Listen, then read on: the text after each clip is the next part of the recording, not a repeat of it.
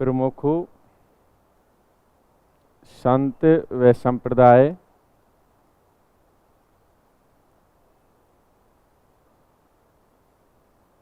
ये टॉपिक है जी।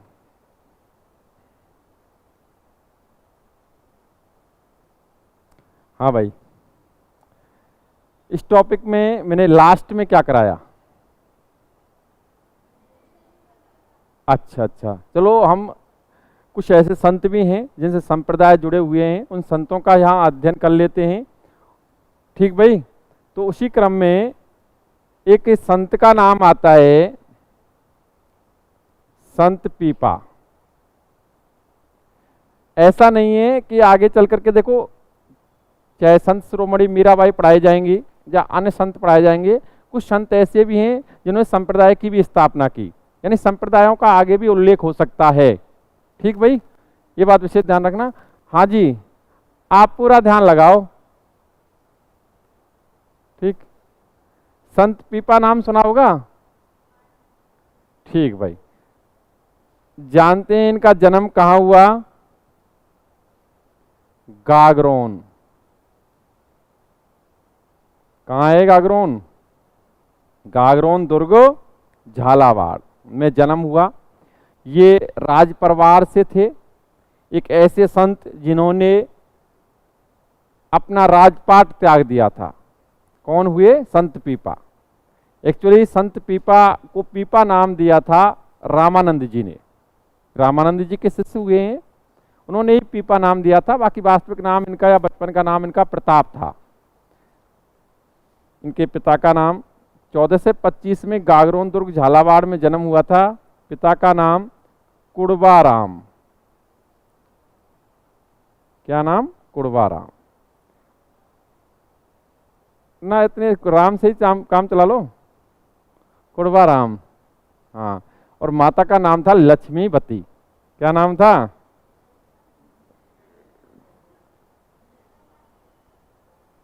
ठीक भाई, लक्ष्मीवती।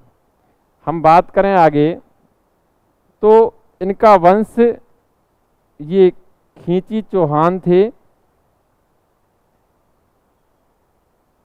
देखो चीजें बड़ी सरल हैं, हम थोड़ा सा ध्यान देंगे तो ये याद हो जाएंगी। पहली बात तो यही बात ध्यान रखनी है कि इन्होंने राजपाट त्याग करके ये संत बने। ठीक भाई, पीपा जिनका जन्म गागरोन दुर्ग झालावाड़ में हुआ, इनसे रिलेटेड क्वेश्चन आ चुके हैं। ठीक भाई, नेक्स्ट इनके पिता का नाम कुड़वाराम, माता का नाम लक्ष्मीवती। ये इनका तो क्वेश्चन नहीं आया है, ये खींची चौहान थे। अगर हम आगे बात करें इनसे रिलेटेड सामान्य सा डाटा तो ध्यान से सुनना। इनके बचपन का नाम इनके का था प्रताप। नेक्स्ट इनके गुरु का नाम रामानंद जी। आप शायद जानते होंगे रामानंद जी वही व्यक्ति थे या वो संत थे जो भक्ति आंदोलन को दक्षिण भारत से उत्तर भारत लाए थे। ठीक भाई, सगुण भक्ति धारा से रिलेटेड थे रामानंद जी, आपको पता होगा। रामानंदी संप्रदाय के संस्थापक रहे हैं, वो इनके गुरु थे संत पीपा के। अब इनसे रिलेटेड देखो मैंने इतनी सी बातें बताई। संत पीपा जिनका जन्म गागरोन दुर्ग झालावाड़ में हुआ, राज परिवार से संबंधित थे, इन्होंने राजपाट को त्याग दिया था। इनके पिता का नाम कुड़वाराम था, इनकी माता का नाम लक्ष्मीवती था। नेक्स्ट इनका बचपन का नाम प्रताप था, खींची चौहान थे और इनके गुरु का नाम रामानंद। बस कितनी सरल जानकारी है एक लाइन में। नेक्स्ट बात करते हैं हम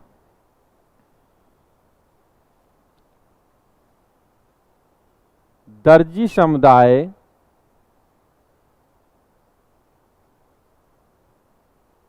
संत पीपा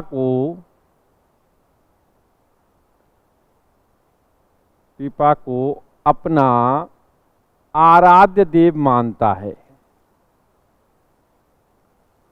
आराध्य देव मानता है। इसका भी एक लॉजिक है, मैं बता दूंगा। वो मानता है अर्थात ये किस समुदाय के आराध्य देव हैं? दर्जी समुदाय।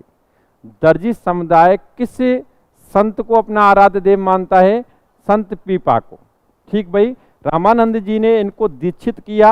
रामानंद जी ने यही कहा कि भाई तुमने यहाँ प्रेम रस पिया अब आप लोगों को प्रेम रस पिलाओ, अर्थात अपनी जो मेरे यहाँ से दीक्षा प्राप्त की उसको लोगों तक प्रचारित करो। यहाँ हम बात करें आराध्य देव मानता है, इसका कारण क्या है? एक्चुअली इनका जो मंदिर है, मंदिर कहाँ है? समदड़ी। समदड़ी कहाँ? हाँ जी, समदड़ी बालोतरा में मंदिर है। इन्होंने जब राजपाट त्याग दिया था, संत पीपा ने जो राजपाट त्याग दिया था, तो ये यहाँ समदड़ी में आकर के रहने लगे। इनकी एक गुफा भी है जहाँ इन्होंने भक्ति की थी। बाकी ये समदड़ी में आकर के रहने लगे और यहाँ वस्त्रों को सी करके अपना जीवन निर्वाह करने लगे। और वस्त्र सी करके जीवन निर्वाह करने लगे, अर्थात दर्जी का कार्य करने लगे। इसी आधार पर दर्जी समुदाय इन्हें अपना आराध्य देव मानता है। ये भी लॉजिक क्लियर हो गया। मंदिर हम बात करें, मंदिर में यहाँ मेला भी लगता है। यहाँ प्रतिवर्ष चैत्र शुक्ल पूर्णिमा या चैत्र पूर्णिमा भी लिख सकते हो आप, एक्चुअली शुक्ल पक्ष का अंतिम दिन ही पूर्णिमा होता है, को मेला भरता है, को मेला भरता है। ध्यान से सुने।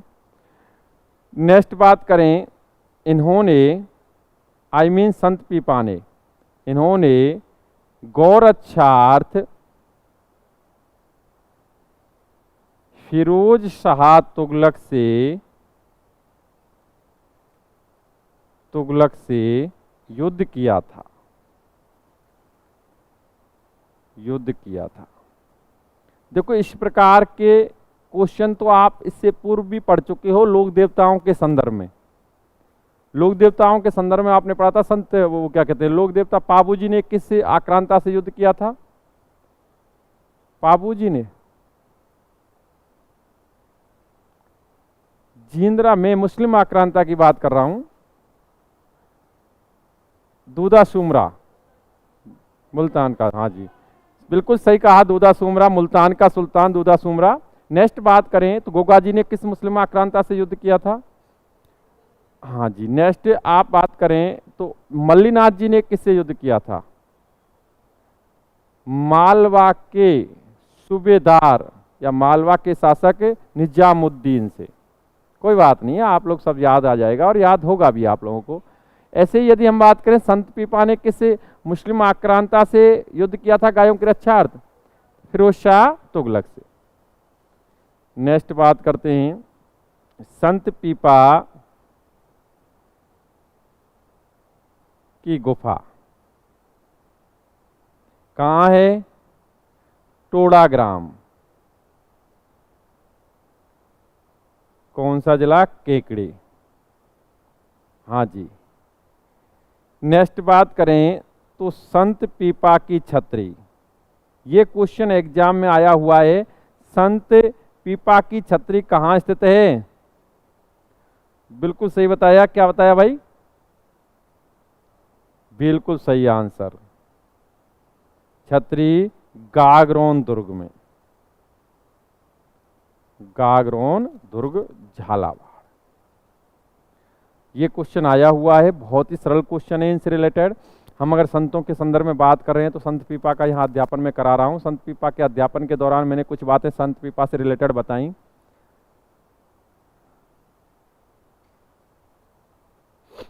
दीपावली की बधाई हो रही है। दीप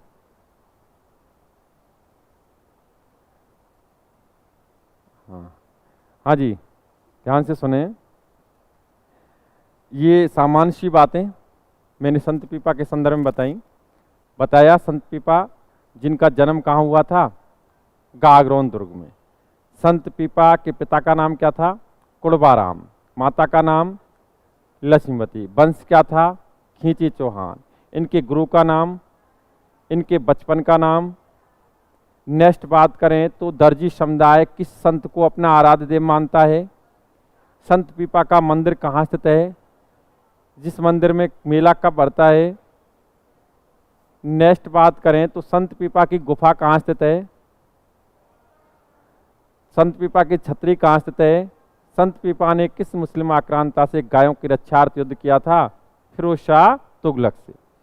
नेक्स्ट बात करते हैं जी, चीज़ें सरल हैं, ध्यान से अगर पढ़ें तो कहीं ना कहीं हमें आसानी से याद भी हो जाती हैं। ठीक भाई। नेक्स्ट, अगर आपकी जिज्ञासा के तहत कुछ और चीज़ें विस्तृत करनी होती हैं तो मैं आपको बता दूं। देखो, पहली बात तो यह है कि हम इन चीज़ों से पूर्णतः अवगत हो जाएं जो बेसिक नॉलेज के तहत हमारे अंतर्गत आती हैं। विस्तृत अध्ययन अगर करना है तो कहीं ना कहीं आपके पास, देखो मैं यहाँ पर कोशिश करता हूँ कि स्मार्ट वर्क के तहत आपको एक ऐसा अध्ययन कराऊँ जिससे आप नॉर्मली वे में अपना स्तर अप कर लें। ठीक भाई। बाकी अलावा आपकी जिज्ञासा के तहत कोई क्वेश्चन होगा या कोई और एक्स्ट्रा मैटर होगा तो आप अपनी बात रख सकते हैं कि सर हमें इसका भी अध्यापन कराएं, तो उसको भी हम यहाँ पर पढ़ा देंगे। ठीक, लेकिन अपना बेस तैयार होना चाहिए, अपना सिस्टम क्रिएट होना चाहिए, हम किस स्तर पर हैं ये चीज़ हमें अपने अवगत होना चाहिए। नेक्स्ट हम बात करें तो संत धन्ना नाम सुनाए, संत धन्ना। ठीक भाई। इसमें हम अगर देखें तो इनका जन्म कहाँ हुआ? धुवन गांव टोंक। जन्म हुआ धुवन गांव टोंक। नेक्स्ट बात करें, संत धन्ना ने रामानंद जी से दीक्षा प्राप्त की। अर्थात कहने का मतलब ये है कि संत धन्ना के गुरु का नाम क्या था? रामानंद जी। अगर अप्रोच रूप से ये क्वेश्चन पूछेगा कि संत धन्ना के गुरु का नाम क्या था? रामानंद जी। मैं आपको वैसे रामानंद जी के संदर्भ में पढ़ाया था, तब भी उनके शिष्यों का उल्लेख किया था। जिस शिष्यों का उल्लेख किया था उस दौरान मैंने संत पीपा का भी किया, संत धन्ना का भी किया। एक्चुअली एक क्वेश्चन, इसका एक क्वेश्चन विगत समय में एक पटवार के एग्जाम में आया था, बहुत ही सरल क्वेश्चन आया था और उसी वजह से मैं इसका यहाँ उल्लेख कर रहा हूँ। राजस्थान में धार्मिक आंदोलन का श्री गणेश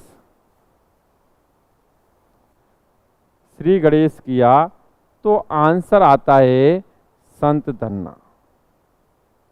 क्या आंसर आता है? हाँ जी, ये क्वेश्चन बड़ा इंपॉर्टेंट है।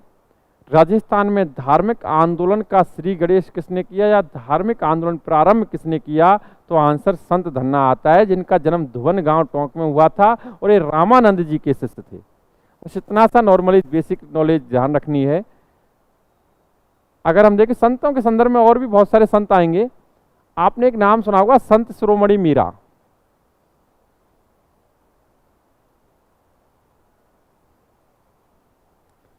मीराबाई। सुनना ध्यान से, इनका जन्म, हम जन्म की बात करें तो जन्म हुआ इनका बाजोली गांव मेड़ता नागौर में। देखो, इस संदर्भ में मैं बता दूं, मैंने बहुत सारी किताबों का अध्ययन किया। संत मीराबाई के संदर्भ में कुछ तथ्य अलग अलग भी मिले मुझे पढ़ने को। जैसे कि नॉर्मल वे में आप अगर किताबें पढ़ते हो तो आपको कुड़की गांव मिलता है। ठीक है। एक्चुअली कुड़की गांव, जो आप अगर हम देखें, कुड़की गांव अभी कहाँ है? कुड़की गांव ब्यावर में है। हाँ, अभी हम उसका देखें तो वहां पर इनका पालन पोषण हुआ था। क्या हुआ था? जिला बना है ना ब्यावर, वहां है, उसमें आता है जी। कुड़की गांव में इनका पालन पोषण हुआ था। एक्चुअली बाजोली में ही इनका जन्म हुआ था। आपकी हिंदी ग्रंथ अकादमी किताब में आप देखें तो बाजोली में मिलता है इनका जन्म। ठीक भाई। और ये रियल फैक्ट के तहत ही है। इनकी जन्म और मृत्यु के संदर्भ में भी तिथियों में कुछ अंतर मिलते हैं, लेकिन एक्चुअली इनका जन्म 1498 में हुआ था, बाजोली में हुआ था। इनका पालन पोषण लिख देता हूं, पालन पोषण हुआ कुड़की ग्राम। ठीक भाई, पालन पोषण कहाँ हुआ था। अगर हम बात करें इनके पिता का नाम, तो पिता कौन थे, रतन सिंह। रतन सिंह, मैंने आपको विगत क्लासों में जब मैं आपको राजस्थान का इतिहास पढ़ा रहा था, उस दौरान मैंने मारवाड़ के राठौड़ों का उल्लेख किया था और उसमें जोधपुर के राठौड़ पढ़ाए जा रहे थे। तब मैंने आपको एक डाटा बताया था, शायद आपको ध्यान हो तो, राव जोधा। राव जोधा के संदर्भ में मैंने बताया था कि इसके अन्य पुत्रों की संख्या ज्यादा थी, लेकिन जो महत्वपूर्ण रूप से देखें,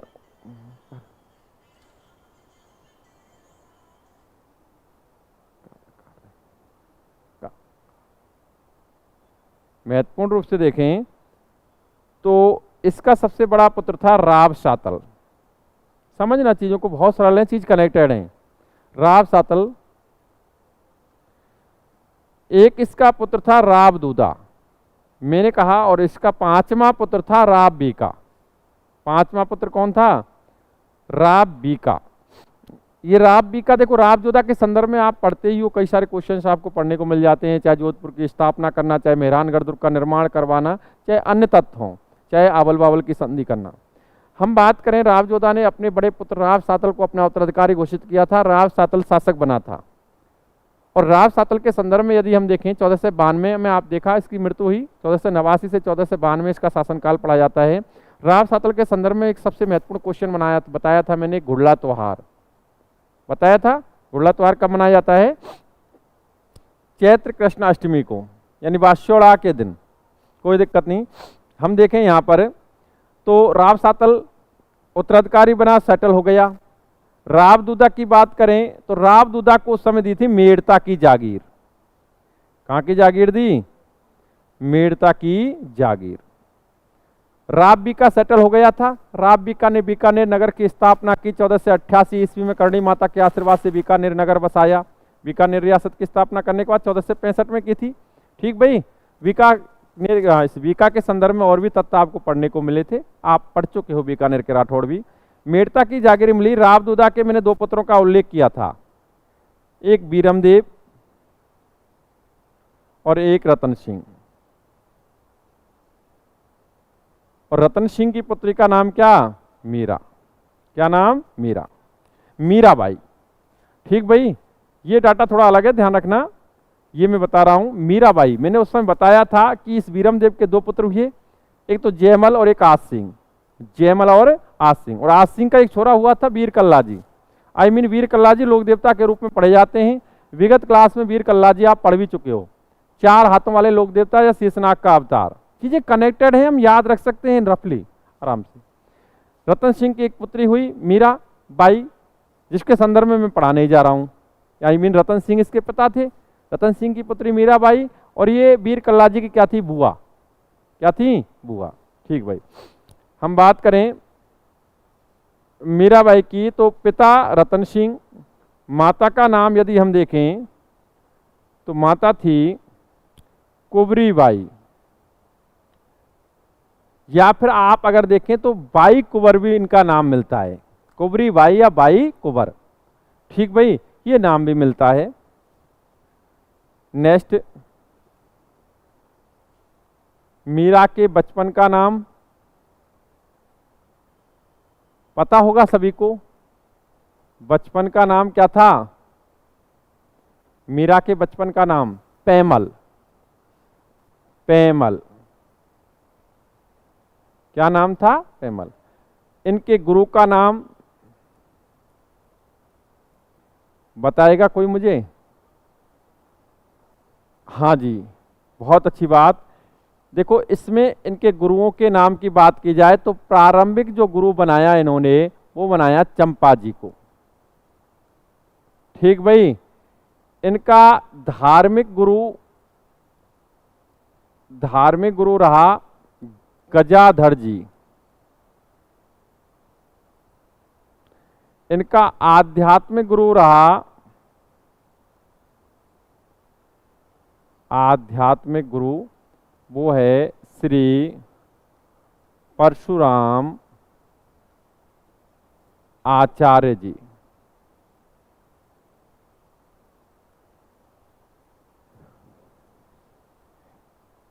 संत मीरा ने या मीराबाई ने संत रैदास को भी अपना गुरु बनाया। अब देखो आप इसमें डिवीजन कैसे कर पाते हो, मैं बता देता हूं डिवीजन कैसे कर पाते हो। एक्चुअली प्रारंभिक गुरु नॉर्मल बात है चंपा जी, इनका आध्यात्मिक गुरु कौन हुआ, ठीक है, और इनका धार्मिक गुरु गजाधर जी, ठीक। ये चीजें कोई दिक्कत नहीं, यहां तक तो कोई दिक्कत नहीं आ रही। लेकिन अंतिम दौर में इन्होंने अपना गुरु बनाया था संत रैदास। ये रैदास से बड़ी प्रभावित हुई और संत रैदास को इन्होंने अपना गुरु बनाया था, ठीक भाई। और आप शायद बेहतर तरीके से जानते होंगे संत रैदास के गुरु कौन थे। संत धन्ना, संत पीपा, हाँ जी, बिल्कुल बिल्कुल बिल्कुल। देखो यहाँ नेक्स्ट हम बात करते हैं मीरा, इनके पति की बात किया है तो इन्होंने यानी संत मीरा का, हाँ, मीराबाई का विवाह, मैंने अभी मीराबाई का, अभी मेरी ये जो असिस्टेंट प्रोफेसर का एग्जाम हुआ इसमें ड्यूटी लगी मेरी, दिया किसी ने, आपने, मौसी ने दिया। असिस्टेंट प्रोफेसर के एग्जाम में एक क्वेश्चन आया है, हाँ जी, मैं वो क्वेश्चन क्या आया है बता देता हूँ। क्वेश्चन आया था कि मीराबाई का 15 से 16 ईस्वी में किसके साथ विवाह हुआ था, किसके साथ हुआ था। बहुत नॉलेज है तुम्हें तो, बता, असिस्टेंट प्रोफेसर का एग्जाम पास कर सकते हो आप लोग। मीराबाई का विवाह 15 से 16 ईस्वी में राणा सांगा के बड़े पुत्र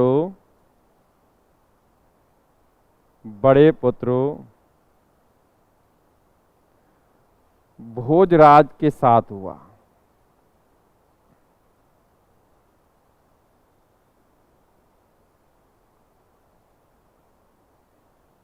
ठीक भाई, ये देखो एक सामान्य सी बात है। अगर हम देखो मीराबाई का अध्ययन करते हैं तो मीराबाई का विवाह भोजराज के साथ हुआ था, जो राणा सांगा का बड़ा पुत्र था, ज्येष्ठ पुत्र था, कहीं ना कहीं राजगद्दी का दावेदार था। लेकिन असमय भोजराज की मृत्यु हो गई थी। उसके बाद स्थितियां इसके अनुकूल नहीं रही मीराबाई के। आप अगर देखो मीराबाई के चैप्टर्स पढ़ते हैं, हिंदी में भी पढ़ते हैं, अलग जगह अभी स्पेशली किताबें भी पढ़ते हैं, तो आपको पता चलेगा कि मीराबाई जब भोजराज की मृत्यु हो गई उसके बाद मीराबाई पूर्णतः कृष्ण भक्ति में लीन हो गई थी। इनको मेवाड़ राज परिवार द्वारा मारने के प्रयास भी किए गए थे। कहीं ना कहीं ऐसा सिस्टम था कि मेवाड़ का राज परिवार अपनी ऐसा लग रहा था उसे कि उसकी जो सामाजिक लोक लाज है उसमें क्षति आ रही है। आपको पता होगा विक्रमादित्य ने इसे मारने के लिए जहर का प्याला भेजा जो अमृत के प्याले में कन्वर्ट हो गया। ठीक, सांपों की माला भेजी जो फूलों की माला में कन्वर्ट हो गई। ऐसी बातें आपको पढ़ने को मिलती हैं।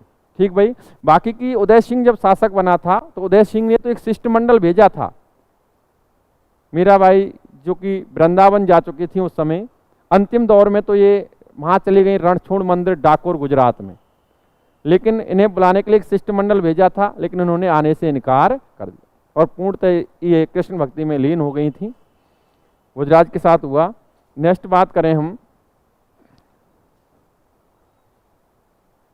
राजस्थान की राधा,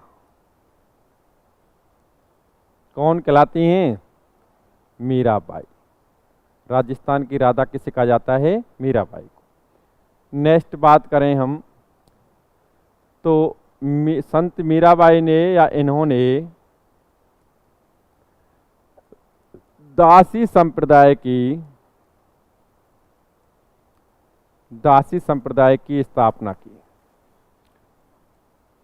अर्थात ये कृष्ण भक्ति के दौरान स्वयं को दासी मानते हुए कृष्ण की पूजा करती थी।